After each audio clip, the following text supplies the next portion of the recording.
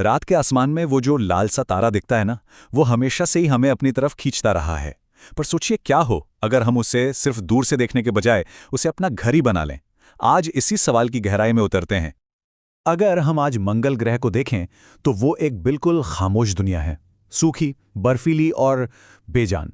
एक ऐसी जगह है जिसे देखकर लगता ही नहीं कि वहां जिंदगी की कोई उम्मीद भी हो सकती है। पर इसी मुश्किल हकीकत के बीच एक सपना भी तो है। क्या हो अगर एक दिन यही लाल ग्रह, यही वीरान सी दिखने वाली दुनिया हम इंसानों का घर बन जाए? और देखिए, ये सिर्फ कोई ख्याली पुलाव नहीं है, ये हमारी फितरत का अगला कदम है। इंसान हमेशा से नई जगहों को खोजता आया है और मंगल को हमारा दूसरा घर बनाना, ये हमारी अगली सबसे बड़ी चुनौती है।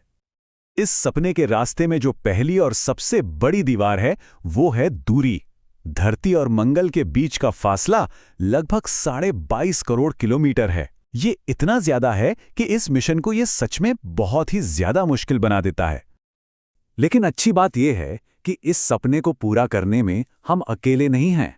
नासा हो या स्पेसएक्स या फिर दुनिया भर के प्राइवेट खोजकर्ता और वैज्ञानिक, सब एक ही लक्ष्य के पीछे लगे हुए हैं: इंसानों को मंगल पर भेजना। अच्छा, मान लीजिए हम पहुंच भी गए, पर सिर्फ पहुंचना ही तो काफी नहीं है ना। असली चैलेंज तो वहां पहुंचने के बाद शुरू होता है, उस लाल ग्रह पर जिंदा रहने का चैलेंज। ये सफर भी कोई आसान नहीं है, ये अपने आप में एक बहुत बड़ा इम्तिहान है। सोचिए, स्पेस के खतरनाक रेडिएशन और एकदम गहरे सन्नाटे के बीच मंगल तक पहुंचने में ही करीब करीब 7 महीने लग जाते हैं। और जब आप वहां पहुंचते हैं तो हालात और भी ज्यादा खतरनाक हो जाते हैं। मंगल की रात में टेम्परेचर -120 डिग्री सेल्सियस तक चला जाता है। मतलब ऐसी भयानक ठंड जो पल भर में किसी को भी पत्थर बना दे। और शायद सबसे बड़ी दिक्कत है वहां की हवा। मंगल का जो एटमॉस्फेयर है ना, वो 95% कार्बन डाइऑक्साइड से भरा है। सीधी सी बात है, ये जहरीली है, इसमें सांस नहीं ली जा सकती। यहां एक छोटी सी भी गलती मतलब सीधा मौत। तो सवाल उठता है कि इंसान वहां जिंदा रहेगा कैसे? जवाब है टेक्नोलॉजी। हमें खास तरह के गुंबदों यानी डोम्स के अंदर रहना होगा जो प्रेशर बनाए रखें और रेडिएशन से बचाएं। खाना उगाने के लिए बिना मिट्टी वाली खेती करनी होगी, जिसे हाइड्रोपोनिक्स कहते हैं। पानी की हर एक बूंद को बार बार इस्तेमाल करना होगा। और सबसे कमाल की बात, मंगल की ही मिट्टी से हमें सांस लेने के लिए ऑक्सीजन बनानी होगी। जरा सोचिए, इन गुंबदों के अंदर की जिंदगी कितनी अलग होगी। एक ऐसी दुनिया जहां सनसेट लाल नहीं बल्कि नीला होता है और दिन भी थोड़ा सा लंबा, करीब 24.5 घंटे का। ये एक ऐसा माहौल होगा जो हर पल हमें याद दिलाएगा कि हम अपनी धरती से बहुत बहुत दूर आ चुके हैं। पर सिर्फ इन डोम्स में रहना तो एक टेम्परेरी सॉल्यूशन है। अगर हमें मंगल को सच में हमारा दूसरा घर बनाना है तो हमें इससे भी कहीं बड़ा, कहीं ज्यादा मुश्किल कदम उठाना होगा। हमें पूरे के पूरे ग्रह को ही बदलना होगा। इस कमाल के प्रोसेस को कहते हैं टेराफॉर्मिंग। ये साइंस का शायद सबसे बड़ा और सबसे हिम्मत वाला सपना है। मतलब एक पूरे ग्रह के एटमॉस्फेयर, टेम्परेचर और वहां के माहौल को ही बदल देना, उसे धीरे धीरे हमारी धरती जैसा बना देना, ताकि इंसान वहां खुली हवा में सांस ले सकें। अब ये होगा कैसे?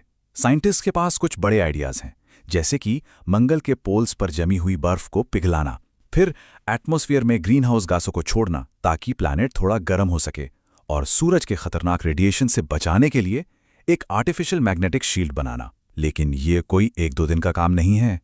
इस पूरे प्रोसेस में सदियां लग सकती हैं। और यहीं पर आकर एक बहुत ही गहरा सवाल खड़ा हो जाता है। सही क्या है?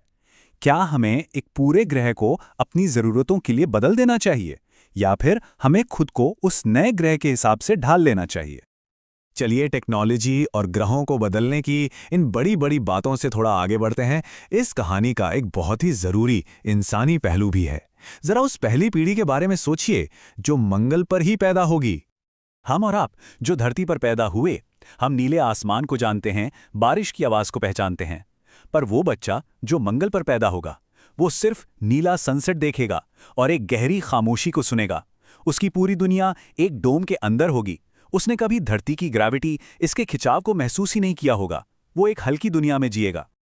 तो सबसे बड़ा सवाल ये है कि क्या वो पीढ़ी जिसके लिए मंगल ही उसकी असली दुनिया है, वो कभी धरती को घर कह पाएगी, या उनके लिए धरती आसमान में चमकता हुआ बस एक नीला डॉट बनकर रह जाएगी।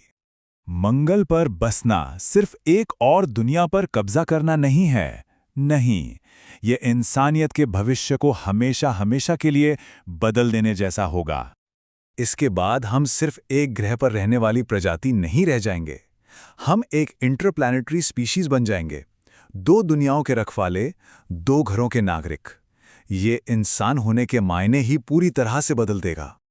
वो लाल ग्रह सदियों से हमारा इंतजार कर रहा है, एकदम खामोश, बहुत पुराना और बड़े सब्र के साथ। और हाँ, एक दिन हम वहां पहुंचेंगे जरूर। पर सबसे बड़ा सवाल आखिर में यही रह जाता है, जब हम वहां पहुंच जाएंगे तो क्या हम वाकई उस लाल मिट्टी को, उस नीले सनसेट को अपना घर कह पाएंगे?